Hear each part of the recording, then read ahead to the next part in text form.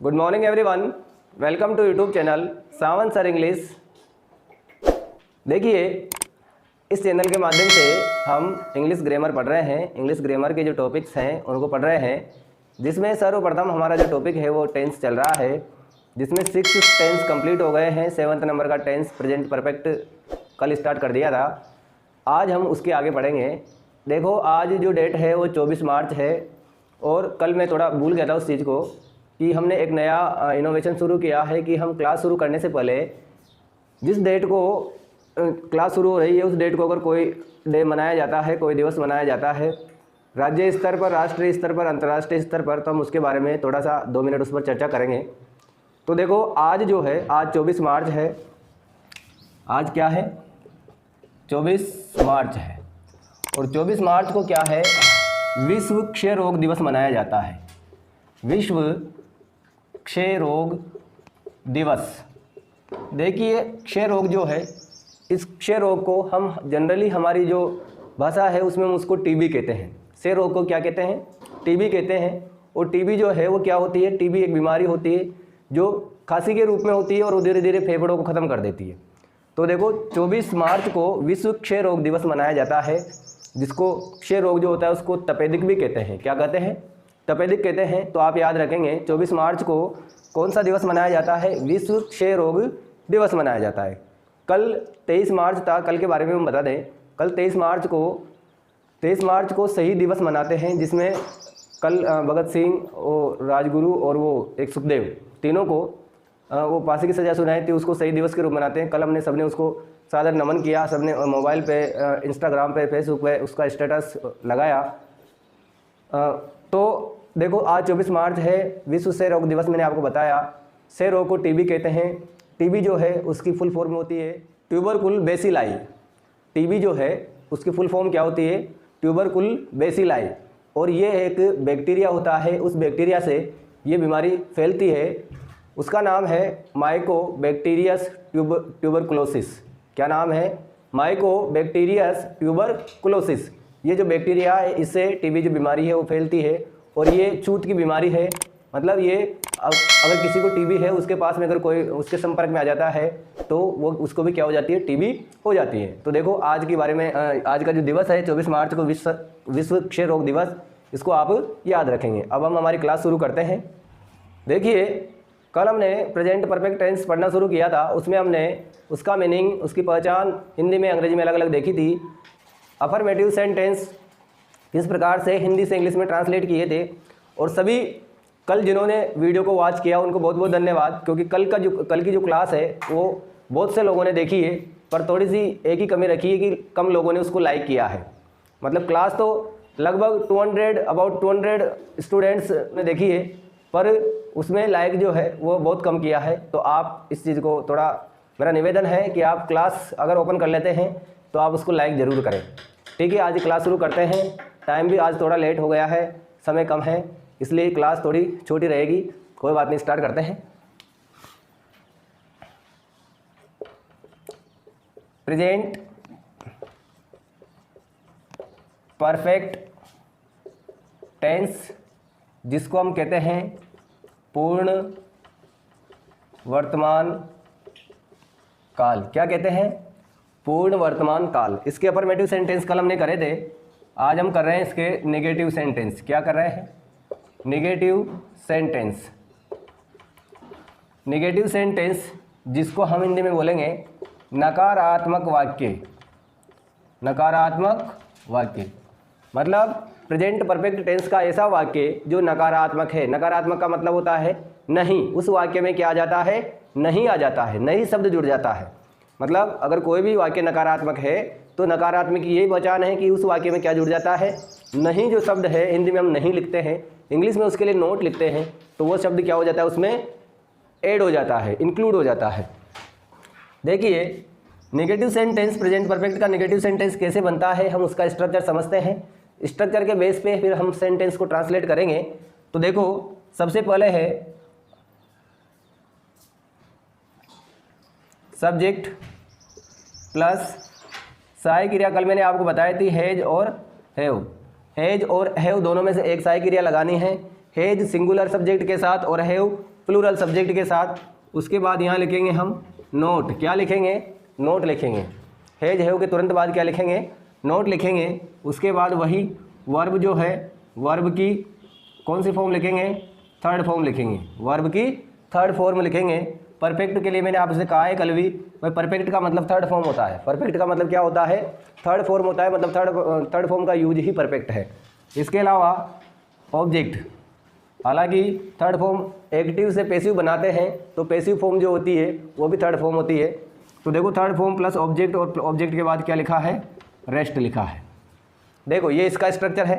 Affirmative sentence और negative sentence में एक मामूली सा अंतर है, वो यही है कि हिंदी के वाक्य में तो नहीं आ जाता है, और इंग्लिश के वाक्य में सहायक क्रिया के तुरंत बाद क्या आ जाता है, नोट आ जाता है। क्या आ जाता है, नोट आ जाता है। फॉर एग्जाम्पल हम सेंटेंस देखते हैं।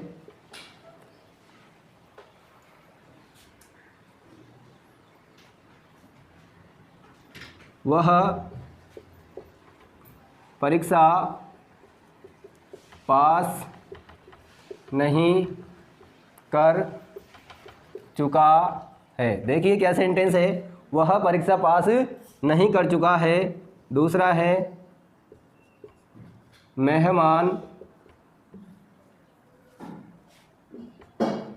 नहीं जा चुके हैं। क्या है, मेहमान नहीं जा चुके हैं। थर्ड सेंटेंस है विद्यालय नहीं खुल चुके हैं। क्या सेंटेंस है, विद्यालय नहीं खुल चुके हैं। और फोर्थ सेंटेंस है ट्रेन स्टेशन नहीं पहुंच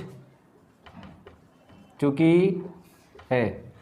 ट्रेन स्टेशन नहीं पहुंच चुकी है। देखिए हमने नेगेटिव सेंटेंस बनाने के लिए यहाँ पर 4 सेंटेंस लिखे हैं। इनको हम इस स्ट्रक्चर के आधार पर हिंदी से इंग्लिश में ट्रांसलेट करते हैं। सबसे पहले मैंने बताया आपको कि सबसे पहले क्या लिखेंगे, सब्जेक्ट, मतलब 1 नंबर पे क्या लिखेंगे, सब्जेक्ट। तो देखो ये जो 4 सेंटेंस है, प्रत्येक सेंटेंस में हम जो सब्जेक्ट है, सेंटेंस का जो सब्जेक्ट है पहले उसको लिखेंगे। यहाँ पर है वह परीक्षा पास नहीं कर चुका है, तो हम यहाँ लिखेंगे ही। मेहमान नहीं जा चुके हैं, तो हम यहाँ लिखेंगे द गेस्ट, बहुवचन है इसलिए एस लगाएंगे। विद्यालय नहीं खुल चुके हैं, तो यहाँ सब्जेक्ट क्या है, स्कूल्स। ट्रेन स्टेशन नहीं पहुँच चुकी है, तो यहाँ क्या है, द ट्रेन। देखो ये हमने सबसे पहले क्या लिखा है, सब्जेक्ट लिखा है। सेकंड नंबर पर हम लिखेंगे सहायक क्रिया, हैज और हैव दोनों में से एक लिखेंगे। या तो हैज लिखेंगे या हैव लिखेंगे। हैज किसके साथ लिखते हैं, सब सिंगुलर के साथ लिखते हैं, और हैव किसके साथ लिखते हैं, प्लूरल के साथ लिखते हैं। मतलब एक वचन के साथ क्या लिखते हैं, हैज लिखते हैं, और बहुवचन के साथ क्या लिखते हैं, हैव लिखते हैं। तो देखो ही के साथ क्या लिखेंगे, हैज लिखेंगे। द गेस्ट ये बहुवचन है, यहाँ पर क्या लिखेंगे, हैव लिखेंगे।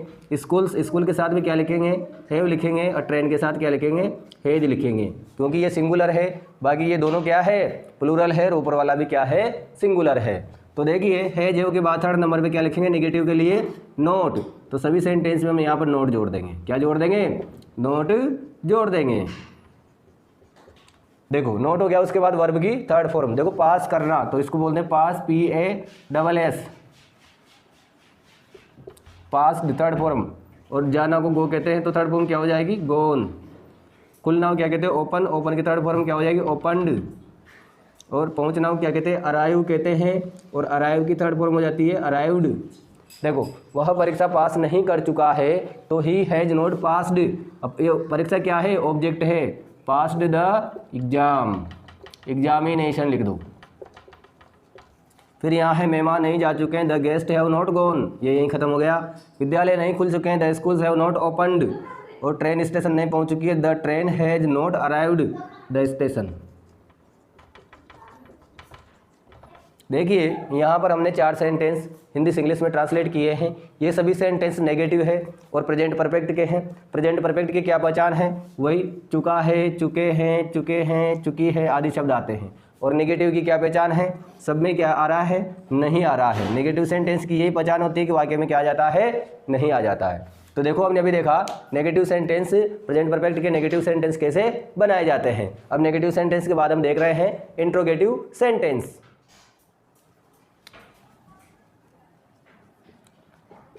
Interrogative sentence, interrogative sentence. देखिए इंट्रोगेटिव सेंटेंस जो होता है, इंट्रोगेटिव सेंटेंस को हिंदी में पहले तो क्या कहते हैं, प्रश्नवाचक वाक्य। इंट्रोगेटिव सेंटेंस को क्या कहते हैं, प्रश्नवाचक वाक्य कहते हैं। अब ये प्रश्नवाचक वाक्य मतलब क्या होता है, देखिए प्रश्नवाचक का मतलब है इसमें प्रश्न पूछा जाता है। प्रश्नवाचक का मतलब क्या है, इसमें प्रश्न पूछा जाता है। और प्रश्न जब पूछा जाता है तो वाक्य किससे शुरू होता है, क्या से शुरू होता है, कैसे शुरू होता है, क्या से शुरू होता है। अब वाक्य की शुरुआत में क्या आता है, क्या, और क्या के बाद लास्ट में आता है चुका है, चुकी है, चुके हैं, चुका हूँ, चुकी हूँ आदि शब्द आते हैं। फिर उसके बाद हम यहाँ पर क्या लगाते हैं, प्रश्नवाचक चिन्ह लगाते हैं, जिसको इंट्रोगेटिव मार्क कहते हैं, क्वेश्चन मार्क भी कहते हैं, इंट्रोगेटिव मार्क भी कहते हैं। देखो इंट्रोगेटिव सेंटेंस जो है मैंने आपको बताया, इसको प्रश्नवाचक चिन्ह, प्रश्नवाचक वाक्य कहते हैं। वाक्य जो होता है वो क्या से शुरू होता है, अंत में जो शब्द आता है चुका है, चुकी है, चुके हैं आते हैं, और ये प्रश्नवाचक चिन्ह लगा होता है। अब जो इसका स्ट्रक्चर है वो देखते हैं। इसका स्ट्रक्चर है, सबसे पहले वो जो सहायक क्रिया हम सब्जेक्ट के बाद लगा रहे थे, वो सहायक क्रिया कहाँ आ जाएगी, सेंटेंस के स्टार्टिंग में आ जाएगी, हेल्पिंग वर्ब। देखो HV मतलब हेल्पिंग वर्ब, हैज हैव मतलब प्रश्नवाचक वाक्य, प्रेजेंट परफेक्ट का प्रश्नवाचक वाक्य किससे शुरू होगा, हैज हैव से शुरू होगा। हैज हैव जो सहायक क्रिया है उससे शुरू होगा, फिर उसके बाद आएगा सब्जेक्ट, उसके बाद क्या आएगा, सब्जेक्ट आएगा। पर आप ये ध्यान रखेंगे, मैं हर बार जब कोई भी टेंस पढ़ाता हूँ और इंट्रोगेटिव सेंटेंस पढ़ाता हूँ तो ये बात जरूर करता हूँ कि हैज हैव या जो भी सहायक क्रिया हम लगाने जा रहे हैं वो किसके आधार पे आती है, सब्जेक्ट के आधार पे। तो हम दिए गए वाक्य के सब्जेक्ट को देखेंगे पहले कि इस वाक्य में सब्जेक्ट क्या है, और सब्जेक्ट अगर हम आइडेंटिफाई कर लेते हैं कि सिंगुलर है प्लूरल है तो उसी के आधार पर पहले हम सहायक क्रिया लिखेंगे, बाद में सब्जेक्ट को लिखेंगे। पर ऐसा नहीं है कि हमने एज लिख दिया फिर बाद में पता चला सब्जेक्ट प्लूरल है, तो गलत हो जाएगा। पहले हम किसको पहचानेंगे, सब्जेक्ट को पहचानेंगे। सब्जेक्ट को पहचानने के बाद हम पहले सहायक क्रिया लिखेंगे। तो देखो हैज हैव सहायक क्रिया दोनों में से एक, फिर सब्जेक्ट, सब्जेक्ट के बाद वर्ब की थर्ड फॉर्म, इसके बाद क्या आएगा, वर्ब की third form plus object plus rest, और लास्ट में प्रश्नवाचक चिन्ह। देखो स्ट्रक्चर बताया मैंने आपको, हैज हैव सहायक क्रिया प्लस सब्जेक्ट प्लस वर्ब की third form plus object plus rest, ये स्ट्रक्चर है। अगर आपको अफर्मेटिव सेंटेंस बनाना आता है या आप अफर्मेटिव सेंटेंस के स्ट्रक्चर को जानते हो तो फिर आपको और स्ट्रक्चर पे ज़्यादा दिमाग लगाने की जरूरत नहीं है। क्यों नहीं है कि नेगेटिव होते ही तो सहायक क्रिया के बाद नोट लगाना है, और अगर इंट्रोगेटिव है तो सब्जेक्ट के बाद जो सहायक क्रिया आ रही है उस सहायक क्रिया को हम सब्जेक्ट से पहले ले आएंगे, यही अंतर है। तो देखो ये स्ट्रक्चर हुआ। फॉर एग्जाम्पल हम सेंटेंस देखते हैं। पहला सेंटेंस है, क्या वे स्कूल जा चुके हैं। बिल्कुल सीधा सेंटेंस है, क्या वे स्कूल जा चुके हैं। सेकंड सेंटेंस है, क्या मेरी बहन, क्या मेरी बहन 10वीं में पास हो चुकी है। क्या मेरी बहन एमए मतलब मास्टर ऑफ आर्ट्स, क्या मेरी बहन एमए में पास हो चुकी है। थर्ड है,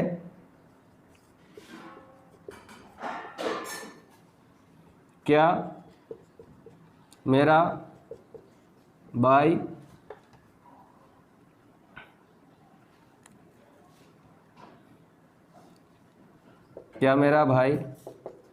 अध्यापक बन चुका है। थर्ड सेंटेंस क्या लिखा है, क्या मेरा भाई अध्यापक बन चुका है। चौथा सेंटेंस है, क्या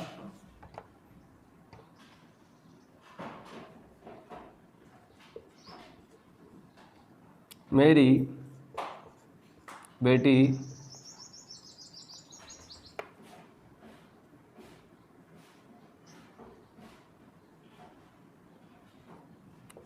पढ़ाई कर चुकी है। देखो यहाँ पर हमने चिन्ह गलत लगा दिए हैं, ये प्रश्नवाचक चिन्ह लगेंगे यहाँ पर भी और यहाँ पर भी, क्योंकि सभी वाक्य जो है क्या है वो इंट्रोगेटिव सेंटेंस है। देखो, क्या वे स्कूल जा चुके हैं, चुका है, चूंकि ये सब में आ रहे हैं, सभी सेंटेंस में शुरू में क्या आ रहे हैं, तो वाक्य किसके हैं, प्रेजेंट परफेक्ट के हैं। अब पहले सहायक क्रिया है जो लिखेंगे तो कैसे लिखेंगे, देखो यहाँ वे लिखा हुआ है तो वे को दे कहते हैं, दे बहुवचन होता है तो इसलिए यहाँ पर हम क्या लिखेंगे, हैव लिखेंगे। मेरी बहन को माई सिस्टर कहते हैं, ये सिंगुलर है तो यहाँ पर हम सहायक क्रिया क्या लिखेंगे, हेज लिखेंगे। मेरा भाई जो है वो भी एक है तो सिंगुलर के लिए हेज लिखेंगे। अगर यहाँ होता ना क्या मेरे भाई तो ये क्या हो जाता, माई ब्रदर्स प्लूरल हो जाता है, लेकिन यहाँ लिखा हुआ है मेरा भाई तो हेज हो गया। क्या मेरी बेटी, मतलब मेरी बेटी एक ही है, अगर यहाँ होता मेरी बेटियाँ तो फिर प्लूरल हो जाता, तो मेरी बेटी को क्या बोलेंगे, माई डॉटर, तो ये भी सिंगुलर है तो यहाँ क्या लिखेंगे, हेज लिखेंगे। देखो हमने पहले हेज है वो दोनों में से एक सहायक क्रिया लिख दी है। अब सब्जेक्ट लिखेंगे, वे को क्या कहते हैं, दे कहते हैं। मेरी बहन को क्या कहेंगे, माई सिस्टर। मेरा भाई, इसको क्या बोलेंगे, माई ब्रदर। और मेरी बेटी को क्या बोलेंगे, माई डॉटर। देखिए सहायक क्रिया हमने लिख दी, फिर उसके बाद सब्जेक्ट लिख दिया, उसके बाद वर्ब की थर्ड फॉर्म लिखनी है। जाना को गो कहते हैं तो गोन, पास करना को पास कहते हैं तो पास्ड। देखो पास करना मतलब सफल होना, इसके लिए एक और वर्ब होती है उसको सक्सीड कहते हैं। क्या कहते हैं, सक्सीड में यही लिख देता हूँ, SUCCEED, इसको बोलते हैं सक्सीड। ये फर्स्ट फॉर्म है, सक्सीड क्या है, ये फर्स्ट फॉर्म है। सक्सीड की सेकंड फॉर्म सक्सीडेड और थर्ड फॉर्म सक्सीडेड होती है, मतलब ED और लग जाता है। सक्सीड इसका मतलब होता है सफल होना, पास होना। तो माई सिस्टर पास्ड या सक्सीडेड। और यहाँ पर है बनना, बन चुका है, बनना को बिकम कहते हैं तो become, became, become, third form भी क्या होती है, बिकम होती है। और यहाँ पढ़ाई करना को एक तो स्टडी भी बोलते हैं। अगर स्टडी लिखेंगे तो स्टडीड थर्ड फॉर्म हो जाएगी, और रीड लिखेंगे तो रीड आ जाएगा, READ, रीड। तो देखो हमने क्या लिखा है, वर्ब की थर्ड फॉर्म पूरी कर ली है। फिर उसके बाद ऑब्जेक्ट आ रहा है, ऑब्जेक्ट लिखेंगे इस सेंटेंस में। ऑब्जेक्ट क्या है, स्कूल, तो गॉन टू स्कूल। यहाँ है इन MA क्लास, MA में पास हो चुकी है तो सक्सीडेड इन MA। क्या मेरा भाई अध्यापक बन चुका है, has my brother become a teacher. फिर यहाँ है क्या मेरी बहन पढ़ाई कर चुकी है, हैज माई डॉटर स्टडीड। इसमें कोई ऑब्जेक्ट नहीं है, ये यही पूरा हो जाएगा। इसमें चाहे तो हम एक परिवर्तन कर सकते हैं, अगर चाहे तो हैज माई डॉटर, इसको डू मान सकते हैं, कर चुकी है, मतलब has my daughter done his study, her study या हर रीडिंग, ऐसे बना सकते हैं। पर ये भी सेंटेंस सही है, हैज माई डॉटर स्टडीड या रीड। तो देखो पहला सेंटेंस है क्या वे स्कूल जा चुके हैं, have they gone to school. क्या मेरी बहन MA में पास हो चुकी है, हैज माई सिस्टर पास्ड या सक्सीड इन MA। देखो ये सक्सीड ही लिख दिया अपन ने, जबकि यहाँ थर्ड फॉर्म आनी है तो ये बनेगा सक्सीडेड, ED लगेगा इसके पीछे, क्या लगेगा, ED। तो हैज माई सिस्टर या पास्ड या सक्सीडेड इन MA। क्या मेरा भाई अध्यापक बन चुका है, has my brother become a teacher. और क्या मेरी बेटी पढ़ाई कर चुकी है, हैज माई डॉटर स्टडीड और रीड। तो देखो ये इंट्रोगेटिव सेंटेंस है। इंट्रोगेटिव सेंटेंस हमने कैसे हिंदी से इंग्लिश में ट्रांसलेट किए, इसका क्या स्ट्रक्चर होता है मैंने अभी आपको बताया। अब आप क्या करेंगे, आप खुद भी स्वयं भी कुछ सेंटेंस लेंगे, इस टाइप से कुछ इमेजिन करेंगे सेंटेंस को और उनको हिंदी से इंग्लिश में ट्रांसलेट करेंगे। ट्रांसलेट करने में अगर आपको कोई प्रॉब्लम आती है तो आप कमेंट करके हमें ज़रूर बताएंगे, हमसे ज़रूर पूछेंगे। तो आज की क्लास में हमने देखा प्रेजेंट परफेक्ट टेंस के नेगेटिव और इंट्रोगेटिव सेंटेंस। और इंट्रोगेटिव नेगेटिव जो सेंटेंस होते हैं वो भी मैंने आपको बता रखा है, उसमें कुछ भी नहीं, सब्जेक्ट के बाद नोट और लगा देते हैं। मतलब कोई भी सेंटेंस इंट्रोगेटिव भी है और नेगेटिव भी है तो जो सब्जेक्ट होता है वो सब्जेक्ट के बाद क्या लगा देते हैं, नोट लगा देते हैं। जैसे क्या वे स्कूल जा चुके हैं, तो क्या वे स्कूल नहीं जा चुके हैं तो हैव दे नॉट गॉन, क्या बन जाएगा, हैव दे नॉट गॉन। क्या मेरी बहन MA में पास नहीं हो चुकी है, has my sister not passed, has my sister not passed. क्या मेरा भाई अध्यापक नहीं बन चुका है, has my brother not become, has my brother not become. और क्या मेरी बेटी पढ़ाई नहीं कर चुकी है, has my daughter not studied या रीड। तो इस प्रकार से इंट्रोगेटिव नेगेटिव सेंटेंस भी बन जाते हैं। तो आज की क्लास में इतना ही पर्याप्त है, कल मिलते हैं अगली क्लास में, तब तक के लिए गुड बाय, थैंक यू।